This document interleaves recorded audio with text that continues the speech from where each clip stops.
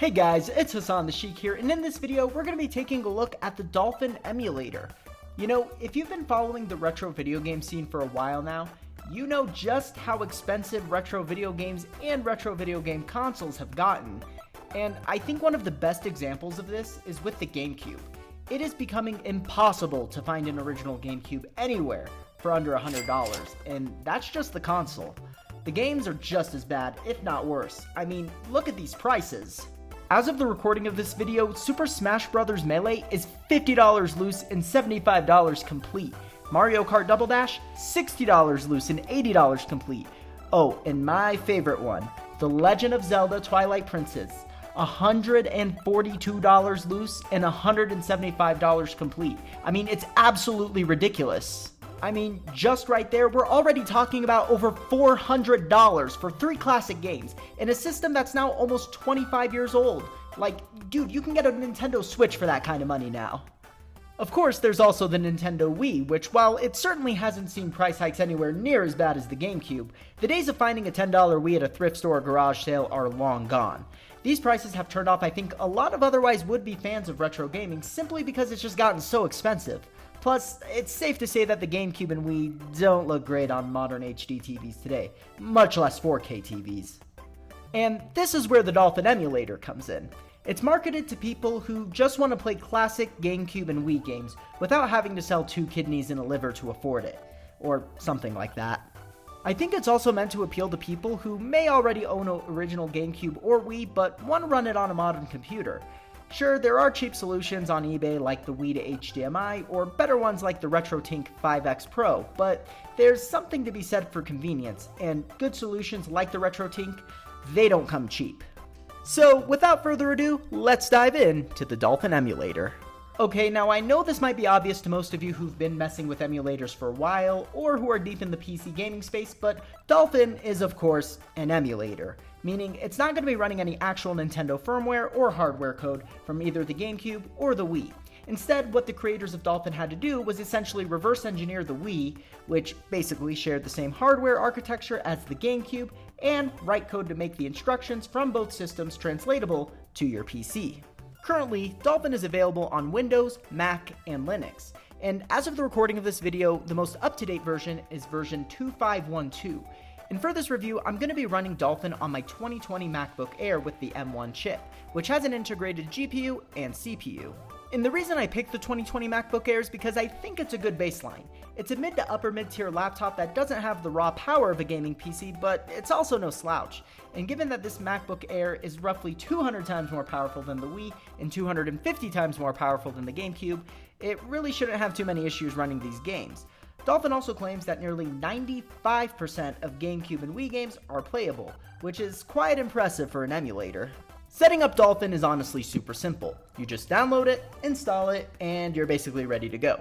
Now, the next question is, how do you play games? Well, the GameCube games are going to run through what's called ISO files, and the Wii games run through RVZ files. And a lot of emulators require you to install what's called BIOS files. Basically, this is just the original firmware from the system. But the nice thing about the Dolphin emulator is you actually don't need them at all. They're already built into the program, which makes it one of the few emulators where you don't have to track down an original system just to rip the code out of it. Once you get your games loaded into Dolphin, you have the option to pull cover art from GitHub databases, which is a really nice touch.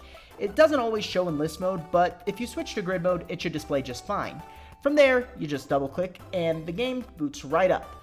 If you want to see the GameCube startup menu, you can get that just by grabbing the IPL file from an old GameCube. Just make sure it matches your region. Here's the regions listed. Now, the GameCube and Wii both ran at 480i 480p and both used composite cables. I think the closest way to replicate this, at least on the Mac, would be to do a 4:3 aspect ratio at a resolution of 640 by 528, and in my opinion, it runs completely fine and it's more than playable. That being said, if you do want better visuals, you can easily bump up the internal resolution to basically whatever you want. You can also turn on anti-aliasing and texture filtering, which smooths out the image significantly. And while most GameCube and many Wii games run at 30 FPS natively, you can push it up to 60 FPS, though you may notice some screen tearing. That said, anti-aliasing and texture filtering make everything look really smooth, and honestly, I think it looks great. I also noticed tearing happen much less when not running the emulator in full screen mode, so just something to keep in mind.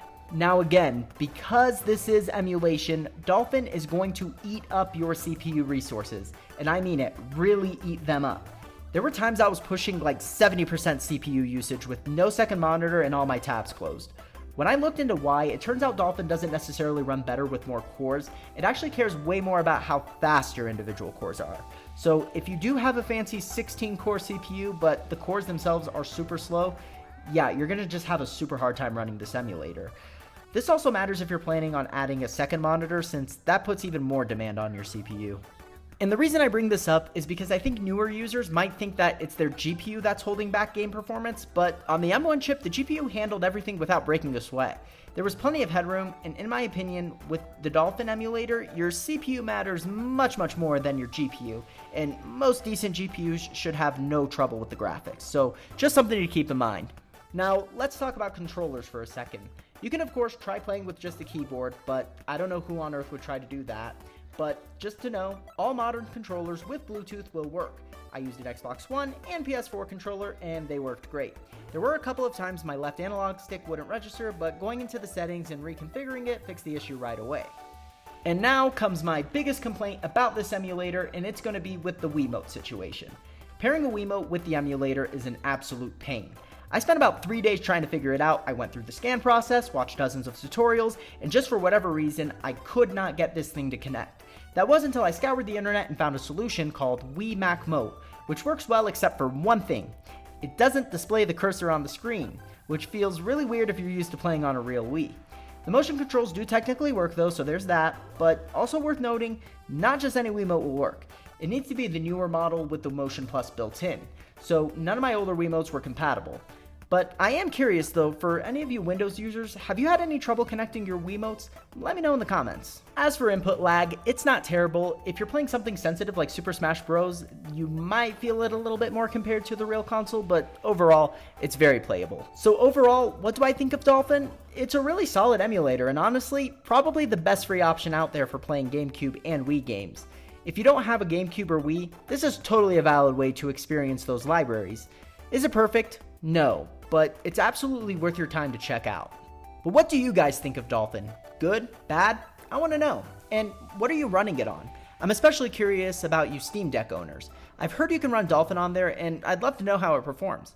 Drop it in the comments, and if you enjoyed this video, be sure to leave a like and subscribe if you want to see more content like this. Thanks guys, and take care.